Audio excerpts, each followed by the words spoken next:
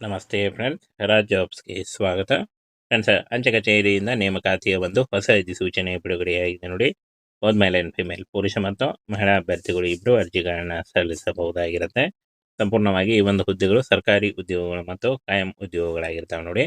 ಅಂಚೆ JDS ನೇಮಕಾತಿ ಆಗಿರುತ್ತೆ. 2026 ಹೊಸ ಅಧಿಸೂಚನೆಗಳು. ವೃತ್ತವಾರ ಎಷ್ಟು ಹುದ್ದೆಗಳಿದ್ದಾವೆ ಅನ್ನುವಂಥ ಮಾಹಿತಿ ವಿಡಿಯೋದಲ್ಲಿರುತ್ತೆ. ವಿಡಿಯೋನ ಕೊನೆವರೆಗೆ ನೋಡಿ. ಎಲ್ಲ ರಾಜ್ಯದ ವಿವಿಧ ವೃತ್ತವಾರು ಖಾಲಿ ಹುದ್ದೆಗಳನ್ನು ಬಿಡುಗಡೆ ಮಾಡಲಾಗಿದೆ ಅಂತ ಕೂಡ ಇಲ್ಲಿ ಮಾಹಿತಿಯನ್ನು ನೀಡಲಾಗಿದೆ ನೋಡಿ. ಇಲ್ಲಿ ಯಾವ್ಯಾವ ಅಂದರೆ ವೃತ್ತಕ್ಕೆ ಬಿಟ್ಟಿದ್ದಾರೆ ಅಂತ ನೋಡೋದಾದರೆ, ಮೊದಲಿಗೆ ಆಂಧ್ರ ಪ್ರದೇಶ, ಬಿಹಾರ, ದೆಹಲಿ, ಗುಜರಾತ್ ಮತ್ತು ನಮ್ಮ ಕರ್ನಾಟಕ ಹಾಗೂ ಮಧ್ಯಪ್ರದೇಶ ಮತ್ತು ಮಹಾರಾಷ್ಟ್ರ, ರಾಜಸ್ಥಾನ, ಆನಂತರ ತಮಿಳುನಾಡು, ಉತ್ತರ ಪ್ರದೇಶ ಮತ್ತು ಪಶ್ಚಿಮ ಬಂಗಾಳ, ಈ ಎಲ್ಲ ಅಂಚೆ ವೃತ್ತಗಳಲ್ಲಿ ಹುದ್ದೆಗಳು ಖಾಲಿ ಇದಾವೆ ನೋಡಿ. ಹಾಗೆ ಕರ್ನಾಟಕದಿಂದ ಹುದ್ದೆಗಳು ಕೂಡ ಖಾಲಿ ಇದ್ದಾವೆ ನೋಡಿ. ಕರ್ನಾಟಕ ಅಂಚೆ ವೃತ್ತ ಅಂತ ಕೂಡ ಇಲ್ಲಿ ನೀಡಲಾಗಿದೆ. ಆನಂತರ ಈ ಒಂದು ಹುದ್ದೆಗಳಿಗೆ ಅರ್ಜಿ ಸಲ್ಲಿಸಲಿಕ್ಕೆ SLC ಪಾಸ್ ಆಗಿರಬೇಕು ಅಂತ ಕೊಟ್ಟಿದ್ದಾರೆ ನೋಡಿ. ಮೆಟ್ರಿಕ್ಯುಲೇಷನ್ SLC ಪಾಸ್ ಆಗಿ ಇರಬೇಕಾಗುತ್ತೆ ಅಂತ ಕೊಟ್ಟಿದ್ದಾರೆ. ಹಾಗೆ ಕನ್ನಡ ಭಾಷೆ ಮತ್ತು ಇಂಗ್ಲಿಷ್, ಗಣಿತ ವಿಷಯಗಳಲ್ಲಿ ಉತ್ತೀರ್ಣರಾಗಿರೋದು ಕಡ್ಡಾಯವಾಗಿರುತ್ತೆ. ಸ್ಥಳೀಯ ಕನ್ನಡ ಭಾಷೆ ಜ್ಞಾನ ಇರಬೇಕು ಅಂತ ಕೊಟ್ಟಿದ್ದಾರೆ ನೋಡಿ. ಇನ್ನು ವಯೋಮಿತಿಯನ್ನು ನೋಡೋದಾದರೆ ಫ್ರೆಂಡ್ಸ್ ನೋಡಿ, ಇಲ್ಲಿ ಕಾಣಿಸ್ತಾ ಇದೆ 18ರಿಂದ 40 ವರ್ಷದ ಒಳಗಿನವರು ಅರ್ಜಿಗಳನ್ನು ಸಲ್ಲಿಸಬಹುದಾಗಿರುತ್ತೆ. OBC ಅಭ್ಯರ್ಥಿಗಳಿಗೆ 3 ವರ್ಷ, SC/ST ಅಭ್ಯರ್ಥಿಗಳಿಗೆ 5 ವರ್ಷ ಹಾಗೂ PWD ಅಭ್ಯರ್ಥಿಗಳಿಗೆ 10 ವರ್ಷಗಳ ವಯೋಮಿತಿ ಸಡಿಲಿಕೆ ಕೂಡ ಇರುತ್ತೆ. ಆದಷ್ಟು ನಿಮ್ಮ ವಯಸ್ಸಿನ ಲೆಕ್ಕಾಚಾರ ಮಾಡಿಕೊಂಡು ನೀವು ಅರ್ಜಿಗಳನ್ನು ಸಲ್ಲಿಸಬಹುದು. ಹಾಗೆ ಬೇಸಿಕ್ ಕಂಪ್ಯೂಟರ್ ಜ್ಞಾನ ಹೊಂದಿರಬೇಕು ಅಂತ ಕೊಟ್ಟಿದ್ದಾರೆ ನೋಡಿ. 60 ದಿನಗಳ ಮಿನಿಮಮ್ 60 ದಿನಗಳ ಕಂಪ್ಯೂಟರ್ ತರಬೇತಿ ಪ್ರಮಾಣ ಪತ್ರವನ್ನು ನೀವು ಹೊಂದಿರಲೇಬೇಕಾಗುತ್ತೆ ಅಂತ ಕೂಡ ಇಲ್ಲಿ ಮಾಹಿತಿಯನ್ನು ನೀಡಲಾಗಿದೆ ನೋಡಿ. ಅಂದರೆ ಬೇಸಿಕ್ ಕಂಪ್ಯೂಟರ್ಸ್ನ ಒಂದು ಸರ್ಟಿಫಿಕೇಟ್ ನಿಮ್ಮ ಹತ್ರ ಇರಬೇಕಾಗುತ್ತೆ, ಅಪ್ಲೈ ಮಾಡುವಾಗ ಕೇಳ್ತಾರೆ. ಆನಂತರ ಇಲ್ಲಿ ನೋಡಿ, SLC ಅಂಕಗಳ ಆಧಾರದ ಮೇಲೆ ಮೆರಿಟ್ ಪಟ್ಟಿಯನ್ನು ಸಿದ್ಧಪಡಿಸಿ ದಾಖಲೆ ಪರಿಶೀಲನೆ ಮೂಲಕ ಆಯ್ಕೆಯನ್ನು ಮಾಡಿಕೊಳ್ಳಲಾಗುತ್ತೆ. ಇದು ನೇರ ಮೆರಿಟ್ ಮೂಲಕ ನೇಮಕಾತಿ ಆಗಿರುತ್ತೆ ನೋಡಿ. SLC ಅಂಕ ಅಂದರೆ SLCನಲ್ಲಿ ಎಷ್ಟು ಅಂಕಗಳನ್ನು ತೆಗೆದುಕೊಂಡಿರ್ತೀರಾ ಅದರ ಮೇಲೆ ಮೆರಿಟ್ ಪಟ್ಟಿಯನ್ನು ಸಿದ್ಧಪಡಿಸಿ ದಾಖಲೆ ಪರಿಶೀಲನೆ ಮೂಲಕ ಆಯ್ಕೆಯನ್ನು ಮಾಡಿಕೊಳ್ಳಲಾಗುತ್ತೆ ಅಂತ ಕೊಟ್ಟಿದ್ದಾರೆ ನೋಡಿ. ಈ ಒಂದು ಅಫಿಷಿಯಲ್ ವೆಬ್ಸೈಟ್ಗೆ ಹೋಗಿ ನೀವು ಆನ್ಲೈನ್ ಅರ್ಜಿಗಳನ್ನು ಸಲ್ಲಿಸಬೇಕಾಗುತ್ತೆ.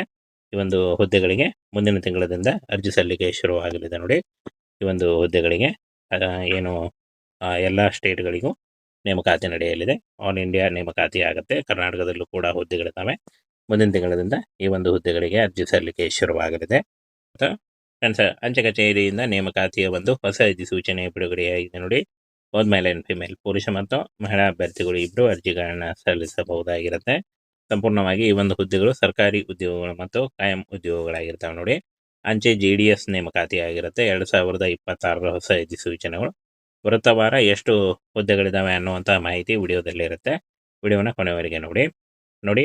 ಎಲ್ಲ ರಾಜ್ಯದ ವಿವಿಧ ವೃತ್ತವಾರು ಖಾಲಿ ಹುದ್ದೆಗಳನ್ನು ಬಿಡುಗಡೆ ಮಾಡಲಾಗಿದೆ ಅಂತ ಕೂಡ ಇಲ್ಲಿ ಮಾಹಿತಿಯನ್ನು ನೀಡಲಾಗಿದೆ ನೋಡಿ. ಇಲ್ಲಿ ಯಾವ್ಯಾವ ಅಂದರೆ ವೃತ್ತಕ್ಕೆ ಬಿಟ್ಟಿದ್ದಾರೆ ಅಂತ ನೋಡೋದಾದರೆ, ಮೊದಲಿಗೆ ಆಂಧ್ರ ಪ್ರದೇಶ, ಬಿಹಾರ, ದೆಹಲಿ, ಗುಜರಾತ್ ಮತ್ತು ನಮ್ಮ ಕರ್ನಾಟಕ ಹಾಗೂ ಮಧ್ಯಪ್ರದೇಶ ಮತ್ತು ಮಹಾರಾಷ್ಟ್ರ, ರಾಜಸ್ಥಾನ, ಆನಂತರ ತಮಿಳುನಾಡು, ಉತ್ತರ ಪ್ರದೇಶ ಮತ್ತು ಪಶ್ಚಿಮ ಬಂಗಾಳ, ಈ ಎಲ್ಲ ಅಂಚೆ ವೃತ್ತಗಳಲ್ಲಿ ಹುದ್ದೆಗಳು ಖಾಲಿ ಇದಾವೆ ನೋಡಿ.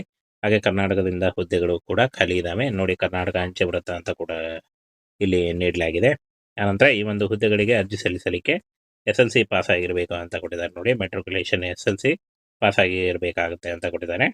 ಹಾಗೆ ಕನ್ನಡ ಭಾಷೆ ಮತ್ತು ಇಂಗ್ಲಿಷ್, ಗಣಿತ ವಿಷಯಗಳಲ್ಲಿ ಉತ್ತೀರ್ಣರಾಗಿರೋದು ಕಡ್ಡಾಯವಾಗಿರುತ್ತೆ. ಸ್ಥಳೀಯ ಕನ್ನಡ ಭಾಷೆ ಜ್ಞಾನ ಇರಬೇಕು ಅಂತ ಕೊಟ್ಟಿದ್ದಾರೆ ನೋಡಿ. ಇನ್ನು ವಯೋಮಿತಿಯನ್ನು ನೋಡೋದಾದರೆ ಫ್ರೆಂಡ್ಸ್ ನೋಡಿ, ಇಲ್ಲಿ ಕಾಣಿಸ್ತಾ ಇದೆ 18ರಿಂದ 40 ವರ್ಷದ ಒಳಗಿನವರು ಅರ್ಜಿಗಳನ್ನು ಸಲ್ಲಿಸಬಹುದಾಗಿರುತ್ತೆ. OBC ಅಭ್ಯರ್ಥಿಗಳಿಗೆ 3 ವರ್ಷ, SC/ST ಅಭ್ಯರ್ಥಿಗಳಿಗೆ 5 ವರ್ಷ ಹಾಗೂ PWD ಅಭ್ಯರ್ಥಿಗಳಿಗೆ 10 ವರ್ಷಗಳ ವಯೋಮಿತಿ ಸಡಿಲಿಕೆ ಕೂಡ ಇರುತ್ತೆ. ಆದಷ್ಟು ನಿಮ್ಮ ವಯಸ್ಸಿನ ಲೆಕ್ಕಾಚಾರ ಮಾಡಿಕೊಂಡು ನೀವು ಅರ್ಜಿಗಳನ್ನು ಸಲ್ಲಿಸಬಹುದು. ಹಾಗೆ ಬೇಸಿಕ್ ಕಂಪ್ಯೂಟರ್ ಜ್ಞಾನ ಹೊಂದಿರಬೇಕು ಅಂತ ಕೊಟ್ಟಿದ್ದಾರೆ ನೋಡಿ. 60 ದಿನಗಳ ಮಿನಿಮಮ್ 60 ದಿನಗಳ ಕಂಪ್ಯೂಟರ್ ತರಬೇತಿ ಪ್ರಮಾಣ ಪತ್ರವನ್ನು ನೀವು ಹೊಂದಿರಲೇಬೇಕಾಗುತ್ತೆ ಅಂತ ಕೂಡ ಇಲ್ಲಿ ಮಾಹಿತಿಯನ್ನು ನೀಡಲಾಗಿದೆ ನೋಡಿ. ಅಂದರೆ ಬೇಸಿಕ್ ಕಂಪ್ಯೂಟರ್ಸ್ನ ಒಂದು ಸರ್ಟಿಫಿಕೇಟ್ ನಿಮ್ಮ ಹತ್ರ ಇರಬೇಕಾಗುತ್ತೆ, ಅಪ್ಲೈ ಮಾಡುವಾಗ ಕೇಳ್ತಾರೆ. ಆನಂತರ ಇಲ್ಲಿ ನೋಡಿ, SLC ಅಂಕಗಳ ಆಧಾರದ ಮೇಲೆ ಮೆರಿಟ್ ಪಟ್ಟಿಯನ್ನು ಸಿದ್ಧಪಡಿಸಿ ದಾಖಲೆ ಪರಿಶೀಲನೆ ಮೂಲಕ ಆಯ್ಕೆಯನ್ನು ಮಾಡಿಕೊಳ್ಳಲಾಗುತ್ತೆ. ಇದು ನೇರ ಮೆರಿಟ್ ಮೂಲಕ ನೇಮಕಾತಿ ಆಗಿರುತ್ತೆ ನೋಡಿ. SLC ಅಂಕ ಅಂದರೆ SLCನಲ್ಲಿ ಎಷ್ಟು ಅಂಕಗಳನ್ನು ತೆಗೆದುಕೊಂಡಿರ್ತೀರಾ ಅದರ ಮೇಲೆ ಮೆರಿಟ್ ಪಟ್ಟಿಯನ್ನು ಸಿದ್ಧಪಡಿಸಿ ದಾಖಲೆ ಪರಿಶೀಲನೆ ಮೂಲಕ ಆಯ್ಕೆಯನ್ನು ಮಾಡಿಕೊಳ್ಳಲಾಗುತ್ತೆ ಅಂತ ಕೊಟ್ಟಿದ್ದಾರೆ. ನೋಡಿ, ಈ ಒಂದು ಅಫಿಷಿಯಲ್ ವೆಬ್ಸೈಟ್ಗೆ ಹೋಗಿ ನೀವು ಆನ್ಲೈನ್ ಅರ್ಜಿಗಳನ್ನು ಸಲ್ಲಿಸಬೇಕಾಗುತ್ತೆ. ಈ ಒಂದು ಹುದ್ದೆಗಳಿಗೆ ಮುಂದಿನ ತಿಂಗಳದಿಂದ ಅರ್ಜಿ ಸಲ್ಲಿಕೆ ಶುರುವಾಗಲಿದೆ. ನೋಡಿ, ಈ ಒಂದು ಹುದ್ದೆಗಳಿಗೆ ಏನು ಎಲ್ಲ ಸ್ಟೇಟ್ಗಳಿಗೂ ನೇಮಕಾತಿ ನಡೆಯಲಿದೆ. ಆಲ್ ಇಂಡಿಯಾ ನೇಮಕಾತಿ ಆಗುತ್ತೆ. ಕರ್ನಾಟಕದಲ್ಲೂ ಕೂಡ ಹುದ್ದೆಗಳಿದ್ದಾವೆ.